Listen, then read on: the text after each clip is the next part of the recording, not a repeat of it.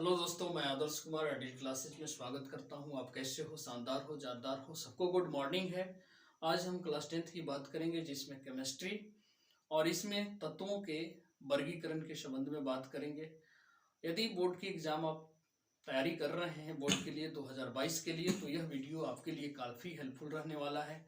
आपको काफ़ी दिक्कत होती है कि कौन से क्वेश्चन को हम करेंगे और कितनी स्मार्ट तैयारी रखनी चाहिए, कौन से क्वेश्चन ज़्यादा करें, कौन से कम करें। यही क्वेश्चन को हम कवर कर रहे हैं ताकि आपको एग्जाम में काफ़ी हेल्पफुल हो सके।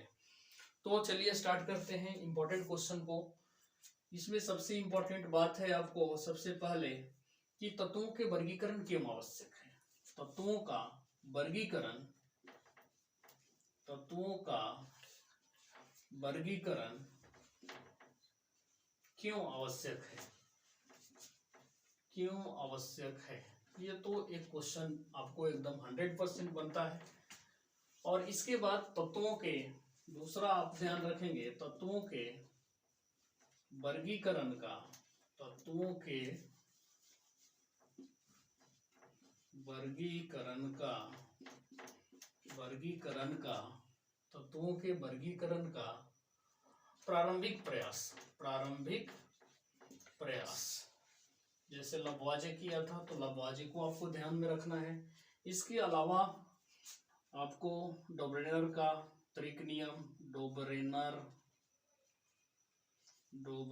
का त्रिक नियम, इसके बाद न्यूलैंड्स का अष्टक नियम। इसके बाद आपको ध्यान रखना है सबसे इम्पोर्टेंट मेंडलीफ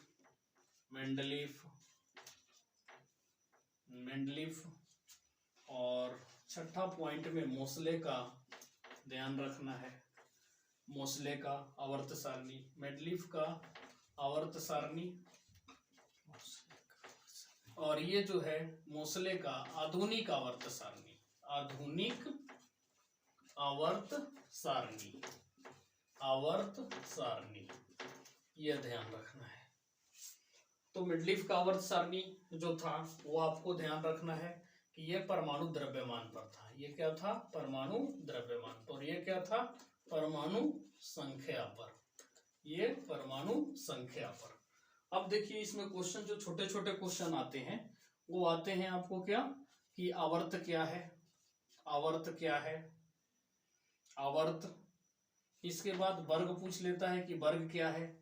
अब ये जो दोनों पूछा जाता है वो मेंडलीफ के अनुसार कितना था, मेंडलीफ के अनुसार कितना है और मोसले के अनुसार कितना है।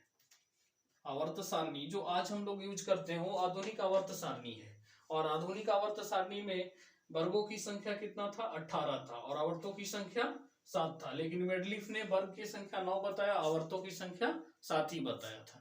तो ये बात आपको ध्यान रखना है। और इसमें वर्गीकरण क्यों आवश्यक है, वर्गीकरण का प्रारंभिक प्रयास क्या था, डोब्रेनर का त्रिक नियम क्या है, न्यूलैंड्स का अष्टक नियम क्या है, मेंडलीफ का आवर्त सारणी क्या है, और मोसले का आधुनिक आवर्त सारणी क्या है, और मेंडलीफ के अनुसार और मोसले के अनुसार आवर्तों की संख्या और वर्गों की संख्या, और इसकी परिभाषा भी ध्यान रखेंगे कि परिभाषा क्या होता है। क्योंकि कई बार ऑब्जेक्टिव क्वेश्चन में पूछ लिए जाते हैं तो कि उदर्ग कतार को क्या कहते हैं, क्षैतिज कतार को क्या कहा जाता है। उदर्ग आपको सीधा सीधा ऐसे दिखता है तो वो वर्ग है, और क्षैतिज कतार आपको ऐसे दिखेगा तो वो क्या है? आवर्त है। आवर्तों की संख्या 7 होती है दोनों में, मेंडलीफ और मोसले वाले दोनों में, लेकिन वर्गों की संख्या बदल दी जाती है। मोसले में देखिएगा आपको तो 18 वर्ग की संख्या मिलेगा, मेंडलीफ में 9 ही मिलेगा। रोमन अंक में 1 से 8 तक लिखा था और सबसे लास्ट वाला को शून्य वर्ग लिखा था, तो टोटल मिला के 9 वर्ग है।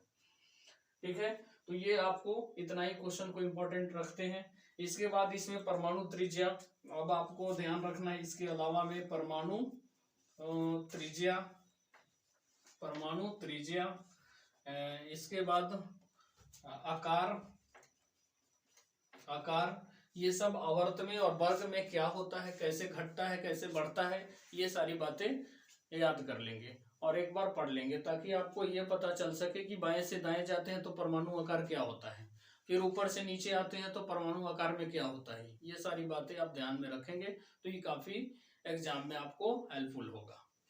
तो चलिए आपको जरूर वीडियो अच्छा लगा होगा। तब तक के लिए गुड बाय, जय हिंद।